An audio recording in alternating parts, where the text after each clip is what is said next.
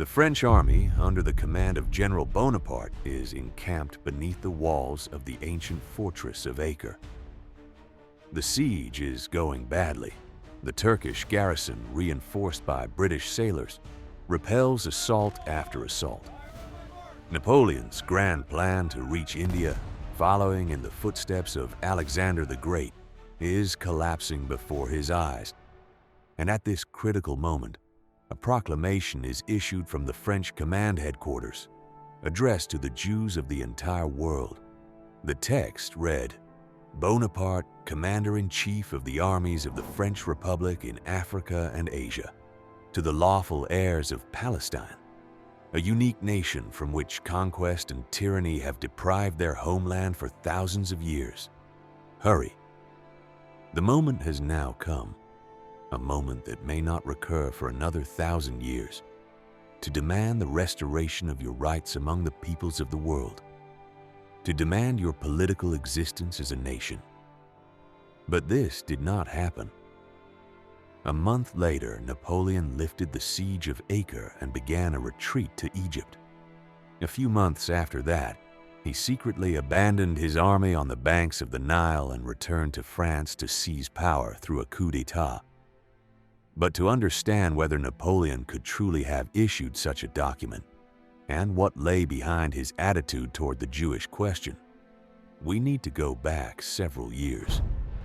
Before the French Revolution of 1789, Jews in Europe were outcasts. They were forbidden to own land, hold government positions, or join craft guilds. In some cities, they were locked up at night in special quarters, ghettos. The French Revolution changed everything. France became the first country in Europe where Jews were legally equal to other citizens. The young Napoleon Bonaparte, an artillery officer who had become a general at the age of 24, absorbed these revolutionary ideas. Napoleon's first Italian campaign began in March 1796. He was 26 years old and took command of an army that was starving, poorly equipped, and demoralized. Within a year, he transformed it into an invincible force, defeated the Austrians in a series of brilliant battles, and conquered all of northern Italy. In July 1797, French troops entered Venice. Here, Napoleon came face to face for the first time with the medieval system of Jewish ghettos. What he saw shocked him. On this island behind high walls, all the Jews of Venice were confined. Every evening when the sun set, massive gates were closed and locked. Christian guards kept watch over them all night. His reaction was typical of his temperament, immediate and decisive. He gave the order to tear down the ghetto gates.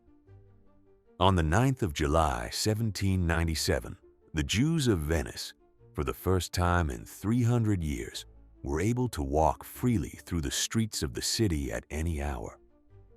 Napoleon declared them equal citizens of the Republic. But this was not merely an act of humanity. The destruction of the ghetto demonstrated to all of Italy that a new order had arrived. In Rome, when French troops entered the city in February 1798, the Jews of the Roman ghetto, one of the oldest in Europe, greeted them as liberators. First becoming consul and then in 1804, emperor, Napoleon began redrawing the map of Europe.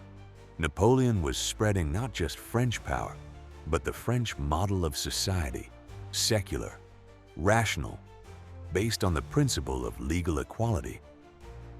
The Jews were part of this model. Napoleon granted the Jews equality, but in return required them to cease being a separate people. On the 24th of June, 1812, Napoleon's Grand Army, 600,000 strong, the largest army ever assembled in Europe, invaded the Russian Empire. Here lived the largest Jewish population in Europe. Hundreds of thousands of Jews resided in the cities of these lands. In the Russian Empire, their situation was particularly harsh. Jews were only allowed to live in certain provinces, mainly in the territories of former Poland and Ukraine. When the French army crossed the border, many Jews saw Napoleon as a liberator. They remembered that in France and in all the countries conquered by Napoleon, Jews had received equal rights. As the French advanced deeper into Russia, Jewish communities in the occupied territories did indeed gain rights.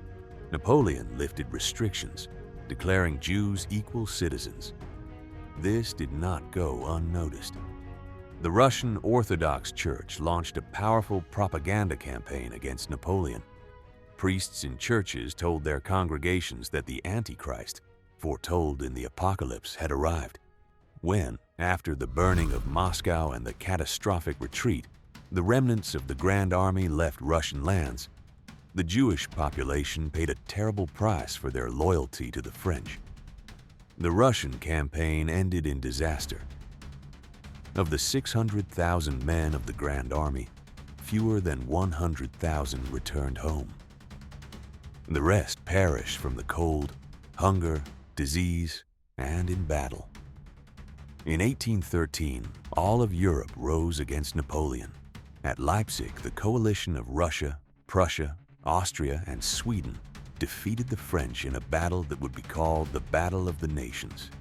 In April 1814, the Allies entered Paris. Napoleon abdicated the throne and was exiled to the island of Elba in the Mediterranean Sea. He returned 100 days later in 1815, once again seized power in France, but was finally defeated at Waterloo on the 18th of June. This time, he was sent far away, to the island of St. Helena in the South Atlantic, where he would die in May 1821. The Congress of Vienna in 1814 to 1815 restored the old order in Europe. Monarchs who had been overthrown by Napoleon returned to their thrones. For the Jews, this meant a new catastrophe, but it was no longer possible to turn back time completely. Too much had changed. The Jews, especially the younger generation that had grown up in an era of freedom, did not want to return to the Middle Ages. Throughout the 19th century, Jewish communities in Europe fought for equal rights, and their main argument was the French example. In 1848, the year of European revolutions, Jews in many countries once again gained rights. Napoleon did not create a Jewish state in Palestine. This promise, if it was ever made, remained unfulfilled. But he changed the position of Jews in Europe irreversibly. He showed that a world was possible in which Jews and non-Jews could live as equal citizens. This idea outlived his empire